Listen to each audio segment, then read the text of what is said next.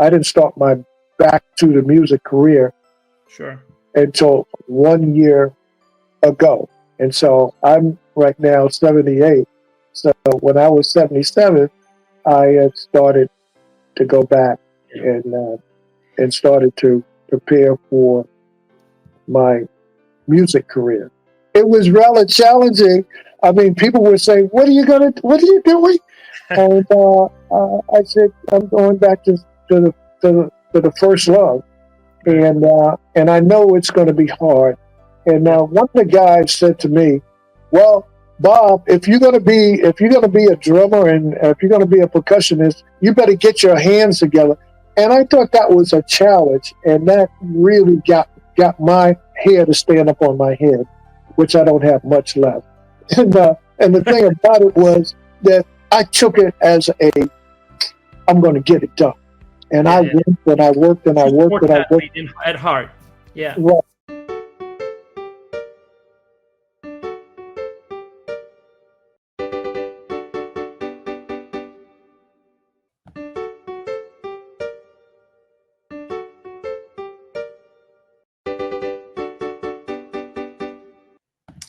Hello and welcome to the All Out Coach podcast. This is Tim Mikhelishvili. I'm your host, also CEO and co-founder of Amadev Pharma, that's bringing sportsmanship and data science into the life science industry. All Out Coach also combines sports and the scientific method, inspiring people to transcend their differences and also their limits, to go beyond the roles and responsibilities in life.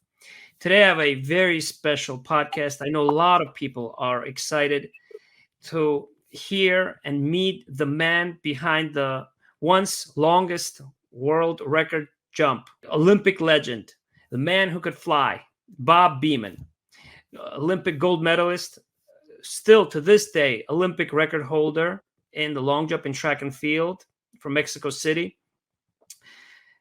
a musician. He actually started the track and field event at the 2024 Paris Olympics with a musical performance as well. And so this is a very rare opportunity for all of you to also ask questions for Bob, post your comments. And so we're live right now on YouTube, Facebook, LinkedIn, and Instagram. And I'd like to welcome you, Bob. It's truly an honor to have you here on my podcast. Thanks, Tim. Great to be here this morning. I'm looking forward to a great session. So I'm ready to kick it out. Okay. All right. Great. And you're joining from South Carolina, correct? Right. Myrtle Beach. Beautiful area. Yes. Okay. So what inspired you first to become a sports athlete and a track and field? I imagine you had many different talents. I read that you were a basketball player also, but how did you start in sports? Well, I think locally where I lived in New York City, a town where most youth in New York know about the place called South Jamaica. Pretty rough growing up in that area. However, we did find ways of getting involved with community kinds of activities. And one for me was the Police Athletic League. And they had track and field. And probably one of the most inexpensive sports. I never, during that time with the PAL, I never bought a pair of track shoes. So it was pretty inexpensive for me.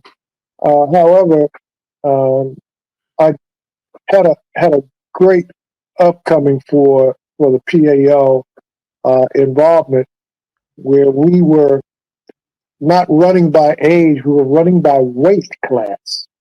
And so I was a little skinny boy that stayed in a couple of weight classes for several years. I started out in elementary school, which I would say my ages were probably about 8 and 9 years old.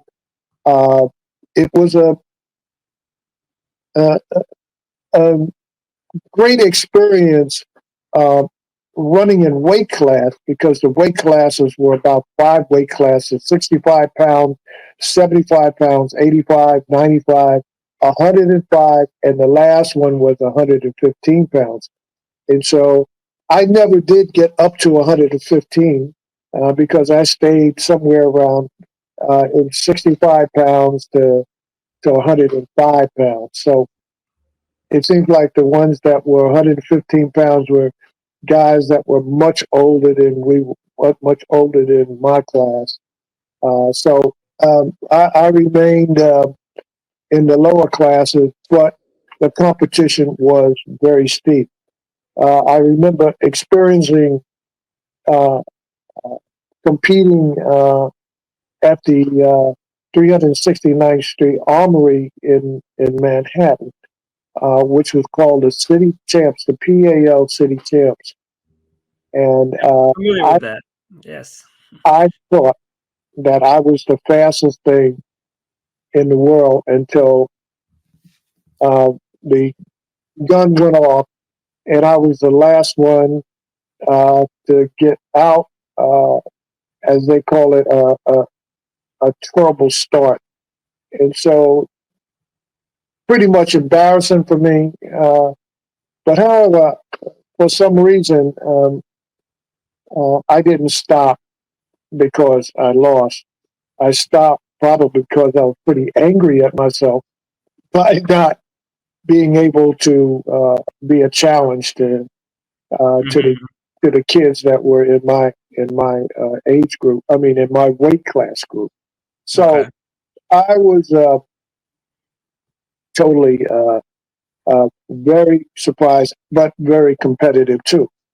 So I eventually started to do a little bit better, and particularly with the relays that we used to have. So we would have the 4x100 relay, and that was very critical in around my age group and in the community. I think it was more important to win a relay than it was to win the individual events like the 50 yards or the 60 yards or the 100 yards. 100 yard was pretty much not existing indoors for us. But again, um, the different uh, distances were very challenging for us. Very exciting. Okay, so you started with the sprint. You're very fast. At what point did you transition into the long jump? Well, it was kind of freaky in a sense. It wasn't the kind of thing that you would just choose and say, "I'm going to do it today." Mhm. Actually, I had been beaten so bad in the running events that I was getting somewhat upset that there was not a where could I win a medal?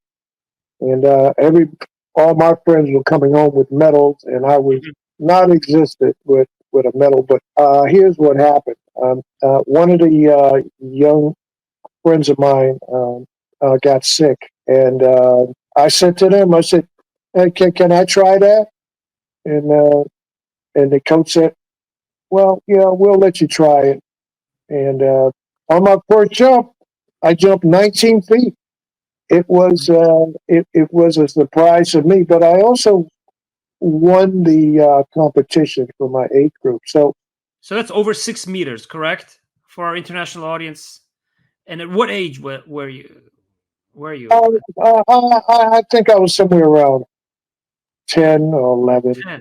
Wow. Okay, 10, 11, Yeah, and you jumped over 6 meters, somewhere between, right? I think that's, yeah, nice. yeah, it was rather a surprise to me, but also I think it was a surprise to all of my friends. And then I got a first place medal, and I used to wear a cap, and I put my medal on the back of my hat, and I showed it off at school.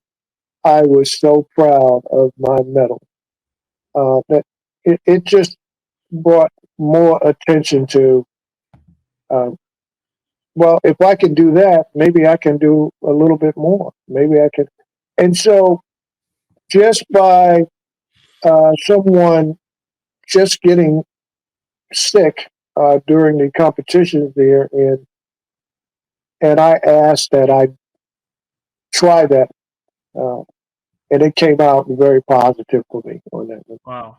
The very first competition, and you had such a huge success. Yeah. It sounds like you were quite a competitive person and also self-driven. Did any of that come from your family? Was your family in sports somehow, or in Well, track? when we talk about family, my family was somewhat, as they call it, sometimes discombobulated and not in touch. Mm. Uh, Okay. Okay. I my my mother passed away when I was 11 months old, and I really never knew who my father was. And so I got myself involved in a lot of outside activities that were really socially unacceptable, and um, being in the community, it could be rather embarrassing that here's a kid that has one foot in the grave and one, he's trying to serve two people at one time, the good and the bad. So Yeah. Yeah. I got I got a little bit more interested after uh, the competition that I had with the Police Athletic League that day that I won 19 feet, and so Mhm. that set the stage for just a little bit, just the feel, uh, to kind of get the feeling that I'm accomplishing something. And I was always looking at, well, if I can do that, if I could jump 19 feet, could I jump 20 feet? Could I jump 21 feet? And so I started to go to practice Mhm. and listening to the coaches at the time. And uh, the next time that I became uh, in a major competition competitively in New York was the Junior Olympics. And that was, I think I was 14 or 15. Uh, and actually, I didn't even have the track shoes that would Mm. accommodate the Yeah. asphalt that was at Randall's Island in New Mm. York. And Right. the Junior Olympics was at Randall's Island. My Oh, it's first, one of my favorite stadiums, by the way. It's one where I saw actually Usain Bolt's world record in 2008. I had the front row seat, and he ran 972 in Randall's Island. Yeah, wow, wow, icon wow, stadium. wow. So, so what happened was I borrowed one of the athletes' shoes, and went on to Randall's Island. And actually, I didn't even have any money for entry fees and stuff like this, and they let me. They just let me go and just said, uh, "Enjoy yourself today." So anyway, I had no idea what was to happen on that incredible day. Uh, I had said that I had started to practice and work out with the teams and stuff like this here. So on this day, I stood up at the head of the runway, very competitive because we had one gentleman Hmm. uh, that was very competitive, but he always beat me Mm. uh, uh, in the 100 or the 50 or whatever. And Hmm. so I was saying that today, let's see if he can do this today. And so I ran down the runway and I jumped 24 feet 1 inch as a 15, 14, 15-year-old. And that was truly the beginning of really taking advantage of the ability to perform in the long jump. Hmm. So the long jump is one of the probably most difficult events, sporting events, not only in track and field, but in general, I think. Right. And that I want to ask you to explain to our public and to our listeners, to our, what makes it so difficult, the mechanics of the jump, combining the sprint, the speed with the technique, so what makes the long jump so special and difficult? Well, first of all, uh, entering into high school, Hmm. um, I came in with a reputation of having potential of being a long jumper, but Uh-huh. my coach at the time, Larry Ellis, said to me that we want to try you in a triple jump. And in 1 year, I had broke the national triple jump record. So I was more well known in high school being the national record holder in triple jump.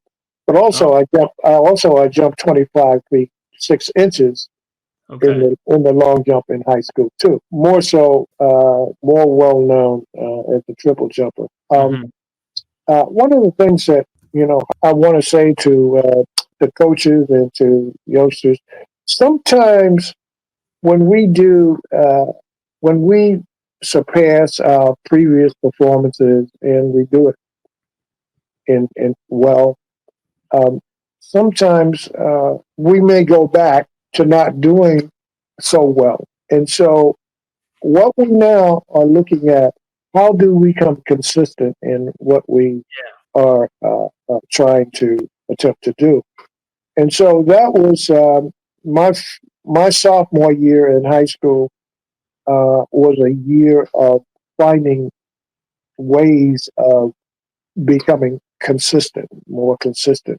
And so Hmm. that meant that I had to step up in practices and things like this year, and get some professional coaching from my high school coach. That was truly a blessing for track and field in the country, because he eventually became the president of the Federation for Track and Field. So I felt that he gave me all the necessary tools to take advantage of my ability. And Hmm. sometimes when we don't do so well, uh, we look for other alternatives to, or we start blaming other things and we start going astray. However, I remained um, uh, uh, very consistent in my interest of track and field.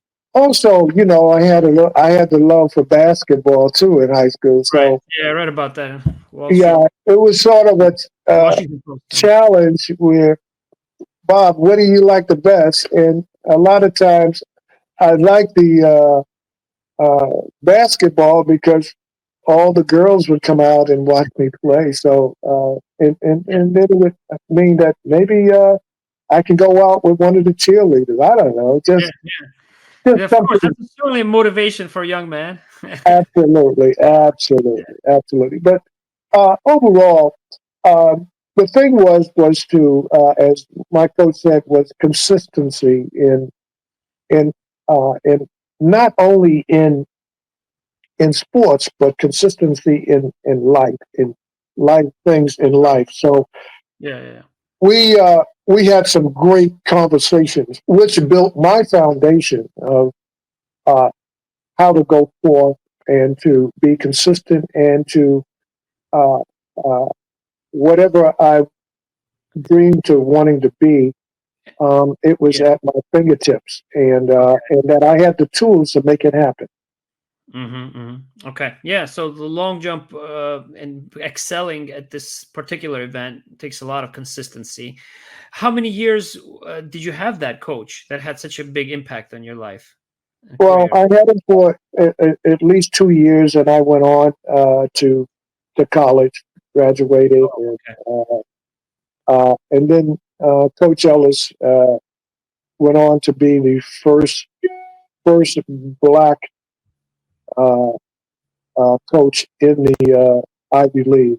He coached at Princeton, Mm. so he was, and we stayed in contact, and at times he used to give me workouts and stuff like this to do. So Mm-hmm. yeah, we stayed in contact, we communicated, Yeah. and I continued to love him almost like he was my father. Mm. Yeah. So we had one particular part of long jumping that I felt is very critical to all of long jumpers, and that is sometimes coaches try to change your form of of expressing yourself in jumping. And one of the things that happened to me with Coach Ellis was that he did not change my form. Uh, Mm-hmm. where he, some coaches say, well, if you change and go into this form, you will get better distance and so forth. And so what he was doing was trying to perfect my way of expressing myself in the long jump. And Mm-hmm. so it wasn't the typical long jumper where they jumped off their left foot. I jumped off my right. And also, I had a very strange way of jumping. I didn't use the hitch kick. What I did was I worked on the height of jumping. So when I came off the board, I could jump over a hurdle Okay. where if you were able to jump off a hurdle over a hurdle, Right. it would mean that your height, you maximize your height, but also it gave you a feeling of confidence. If I can jump over a hurdle while I'm long jumping, I can jump over a mountain. And so Yeah. Yep. what they were doing was giving me a lot of different ways of looking at long jumping, but but continue and remaining in the form that I really started. And so, in other words, I perfected this unorthodox form of jumping. And Mm-hmm. Mm-hmm. so, this was a blessing for me. And I thank the coach for saying, hey, uh, do you know when to leave well enough alone? So, Yeah. so you gotta, he's doing well in his jump, and we just need to perfect it more. And Yeah. so Yeah. it took me many years, even after high school and college, to perfect this way of jumping. I think that I really got the message while I was in Mexico City preparing for my jump at the Olympic Games. And so Yeah. it wasn't until then that everything started to make sense. I mean, I did Mm-hmm. extraordinarily well in competition. I won all of my competitions. And Yeah. it's just that what was happening to me was that I was learning more about my body and Mm-hmm. how it will respond to different situations, whether it was rain or snow or whatever. So those are the things that I did Sure. to train and to get myself mentally prepared Yeah. for Mexico City. Those of you watching and following, regardless what industry you're in, I think we have a lot of lessons to learn in terms of uh, integrating sports principles into our performance, right? And I think what some of the comments you just made there, Bob, made me once again think about just how sports athletes who are driven or champions like yourself, they constantly analyze and break down their performance. They don't just execute, but they analyze, they focus, and they focus on progress, right? On making those incremental steps, which ultimately takes a lot of work and consistency. So let's go to that evening in Mexico City where you broke that world record, 8 meters 90 centimeters.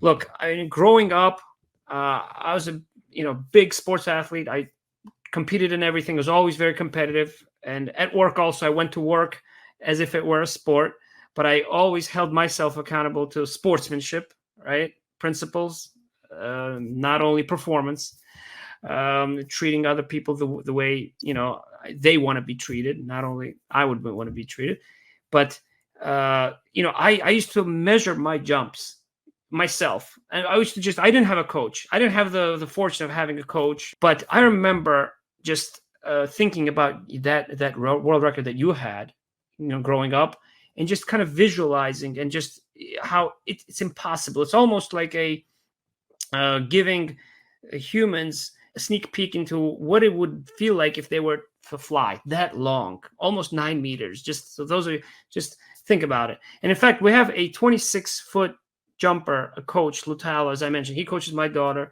and he's actually in the audience. Bob, I know that you had some challenges even on that night that you broke that world record. You had to qualify. First of all, you had to have consistency to qualify for the Olympics. But then in the qualification, before you got to the final, can you just take us through that evening or that day? Right. Well, just to give you a little bit of things that were going on prior to the final, I had been working out with the sprinters, Tommy Smith, John Carlos, Mel Pender. All these guys had speed that was unbelievable. As a matter of fact, a lot of these guys had broken 10 seconds to run the 100 meters. And so this is the first year that they were recorded anything under 10 seconds for the 100 meters. Oh, wow. So Jimmy Hines, I think John Carlos, all those guys, Mel Pender, were all under 10 seconds. And I had the opportunity to work out with these guys. Every day we would go out and work out. And that caused me to have speed of just unbelievable speed. Speed that could have cost me fouling out in the preliminary. Okay. I had to make so much adjustment in the preliminaries the day before the final because my speed was just unbelievable. And so my good friend Ralph Boston, who had won the long jump in 1960 in Rome and took a silver in Tokyo, was standing up there watching me take 2 jumps, and I had one more jump to qualify to make it into the final round. And he came over to me and said, "What I want you to do is to start on the other leg, but also I want you to move it back something like 2 or 3 feet and start on the other leg." Unfortunately, I didn't hit the board. I was like 2 or 3 feet behind the board. But I managed to qualify. On the last attempt, correct? On the last attempt. Basically, wow, pretty much similar to Jesse Owens when he was competing against Lux Long in the long jump in 1936 in the Olympics. So one of the things that we have to do, as Ralph would say, is that anything that happened before, you have to erase it out of your mind. And it's almost like everything is brand new. And so I did that. I followed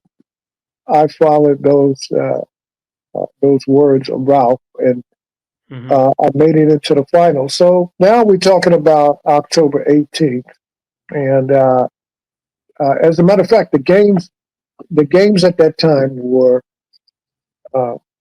in October. They were not in July and August. So they were in October. So that made our competitions and stuff go later. And but to me, that was a great experience for me to experience it that way. So anyway, we take you to October 18th, and uh, I had an incredible night before of being able to sleep Mm-hmm. uh, and sort of be focused on the jump, but not too much, but just basically relax, Bob. Uh, Okay. it's going to happen. It's going to come. You know, that day is going to come, and it's going to come in a couple of hours. So you just be ready, but enjoy yourself, relax. And so Mm. I got up the next day. I had a nice meal, but for some reason, I felt like uh, I, I felt like I had to get this thing done. Had Mm. something within me that I had to release.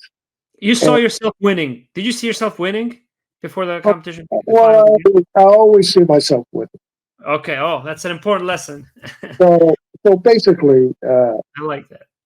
while I'm walking out there, I'm just very confident.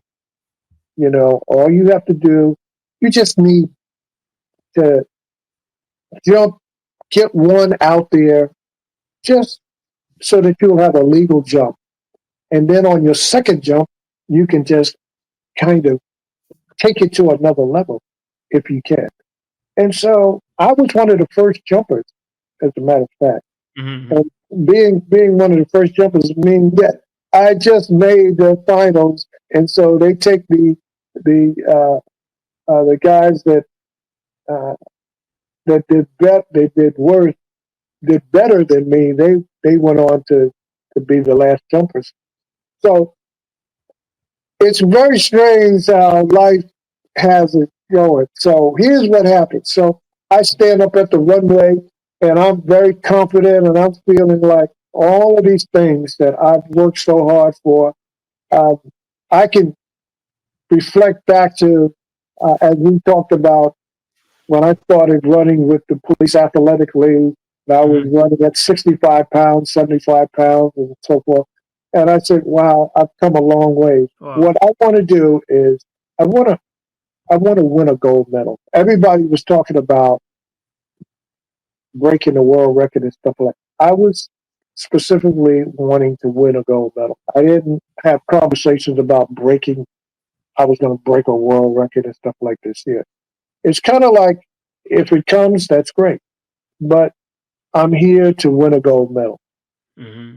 And as a matter of fact, I think um, those that uh, go into the Olympic Games, some have been very disappointed because they thought about breaking world records and not thinking about uh, staying with the competition to win the competition so that you can come out winning a gold. Yeah. So I'm standing there and Mm-hmm. I take my first step, and believe me, my heart was pumping.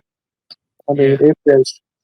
it was You could real. hear it. Oh yeah, oh yeah. And so I, for some reason, took that step and hit the board. And when I landed, I kind of didn't want to turn around because they either will have a red flag or a white flag. And so I did take the turn. The turn saw a white flag. And I Mm-hmm. Mm-hmm. said, great. I said, okay, now I can go back now and prepare for my second jump.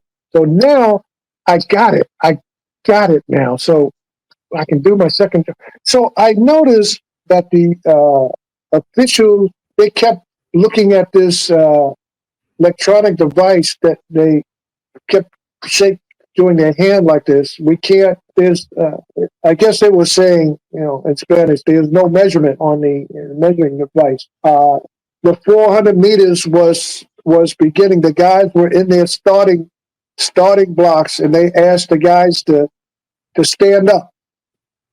So Mm-hmm. everything stopped, and the officials were saying that the distance on the jump was further than the electronic device.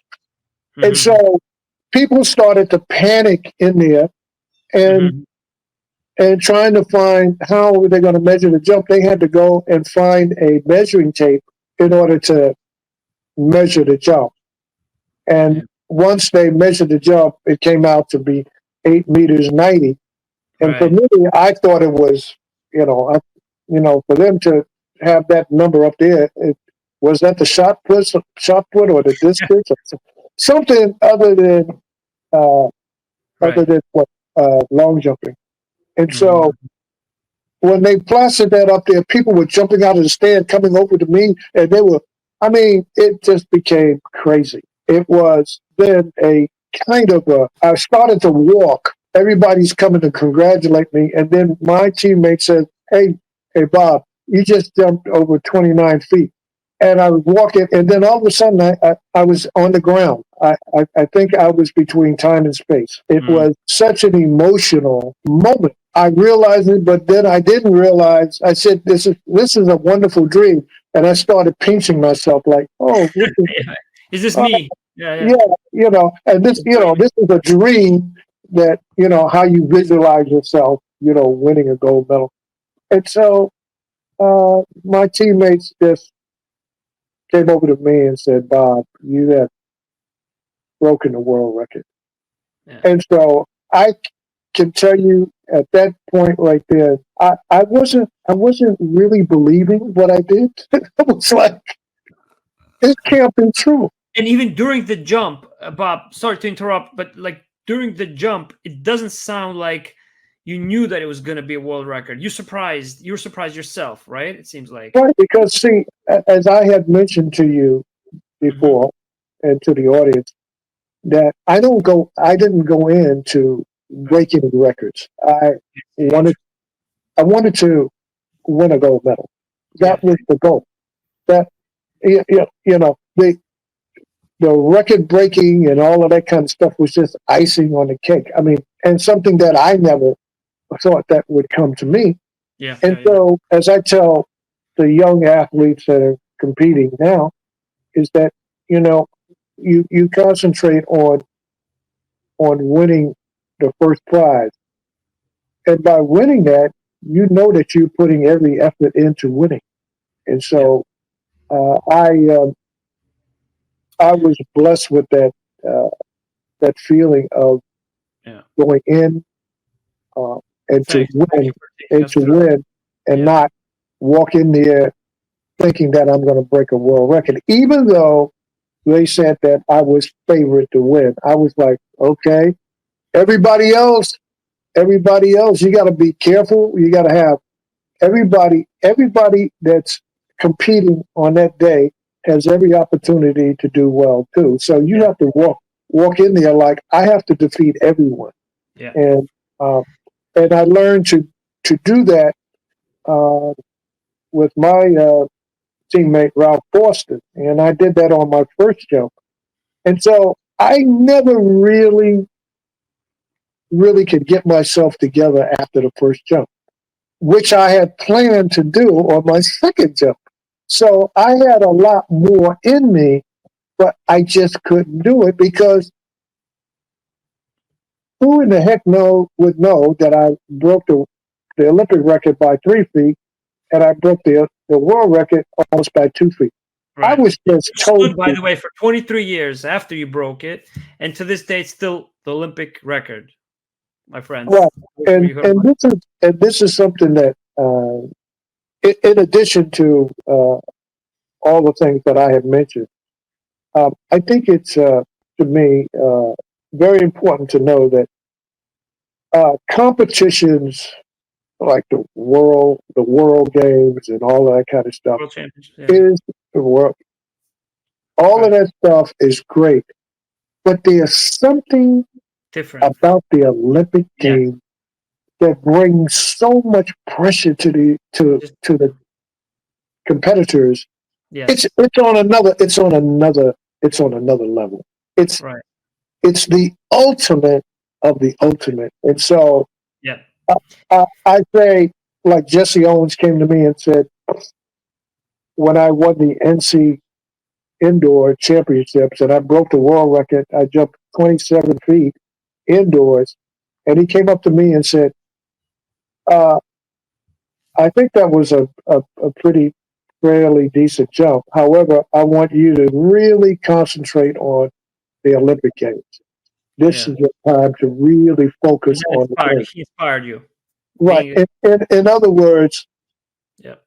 this was okay, but here's where you need to really perform and start thinking about uh, how to win in that particular arena.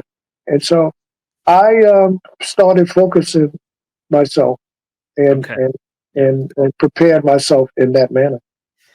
So, Bob, I know that we can have this discussion for quite a long time, for days, and this discussion here. This interview is actually a preview, part one of the keynote presentation that you're going to be delivering, with another chance for others to ask questions, comment. We have lots of comments here, some of which I showed. You're going to be speaking at the 2024 Medical Affairs Innovation Olympics, where we're carrying that torch of innovation and that Olympic spirit that you just talked about in pharma, in healthcare. So I want to wrap up in the last minute here and just ask you how you took your inspiration after your sports career into life as a musician. You opened the track and field event with a musical performance in Paris. If you can just spend 1 minute on that, and we'll wrap up this podcast episode. Follow All Out Coach and join us at the event. Bob. Okay. Um, Quite interesting. You would bring that uh, to my attention. Sure. I think you have to have attitude that when example, stood up on the podium to receive the medal, I said, what the hell do I do now? And so to me, this is when it becomes a more serious concern because you've spent a lot of your time in your life preparing for this great day, this Mm-hmm. wonderful day. Whether you took first place or whether you took last place, you've spent this a lot of time in prepping for this day. Um, and like I said, I said, what do I do now? And so the transitioning for me was I got to finish college. I had a family at the time, and Mm-hmm. I I had to make some decisions on how to go about making this transition. And so I had to, the day after I jumped in Mexico City, I was on the plane back to El Paso trying to get, wasn't trying, but I had signed up for my classes for the fall. And I had to come in and work from the time that I missed, which was pretty much about a whole month. And I never got a chance to enjoy all the other things that go along with winning at the Olympics. And then I went straight back to El Paso to go to class. The transition stage can be rather alarming. It can be a good experience. It can be a challenging, or I could say a challenging experience because it's not like you're jumping anymore. You're now going into a new area of concern. Yep. But what was so great about me making my transition was that I welcomed the challenge. I welcomed it like I welcomed Same challenging in the long jump. along the So, same principles, right? Yeah. right, I would Great. I would be motivated. I would be dedicated. I mean, all of those characteristics work with me throughout my personal life. Yeah. And then, of course, I wanted to always play an instrument, a drum. Drums. You're a percussionist, yes, and you played with a Grammy award-winning band. Right. Right. I didn't start my back to the music career Sure. until 1 year ago. And so I'm right now 78. So when I was 77, I had started to go back Yeah. and started to prepare for my music career. Thank you. And Thank you so much. it was rather challenging. I mean, people would say, what are you doing?" And I said, "I'm going back to the first love." And I know it's going to be hard. And Yeah. one of the guys said to me, "Well, Bob, if you're gonna be a drummer and if you're gonna be a percussionist, you better get your hands together." And I thought that was a challenge, and that really got my hair to stand up on my head, which I don't have much left. And the thing about it was that I took it as I'm going to get it done. And I Yeah. Yeah. worked and I worked and I True worked sports and I worked. athlete at heart. Yeah. Well, and I worked at it. I worked at it Thank you so 4 and much for 5 hours a day. And then all of a sudden, my friend, but also he's the band leader who asked me to record an album with him yeah. because he Yeah. thought that I had come along that quickly. So I now have an album on an album, but also I had a chance to What's it play. called? What's it called? It's called Olympic Soul. Olympic Soul. Okay, great. And the band? It's called. It's a very interesting. I don't think you'll ever forget this. It's called Stick Bones and the Bone Squad. Stick Bones and the Bone Squad. Okay, great. Well, that's a great way to wrap this discussion up. But you, I think, have given us a glimpse into the person that you are, who constantly challenges himself, reinvents himself across the various different stages of life, which it requires from us. I'm so fortunate to be introduced to you by Gary Hall Jr. I'm so glad and thankful to him for introducing me to you and learning this story. And October 1st, I'll speak to you on October 1st again. Well, you know that Gary Hall's father was on the Olympic team with me. Oh, he mentioned that. He had mentioned that. Yeah. So there's a great connection, you know. Yes. Thank you, Bob. Thank you very much. Have a great day, and I welcome you again anytime on the All Out Coach podcast. Anytime. I think there's much more to talk about, but we'll see you at the Innovation Olympics, October 1st, 10 a.m.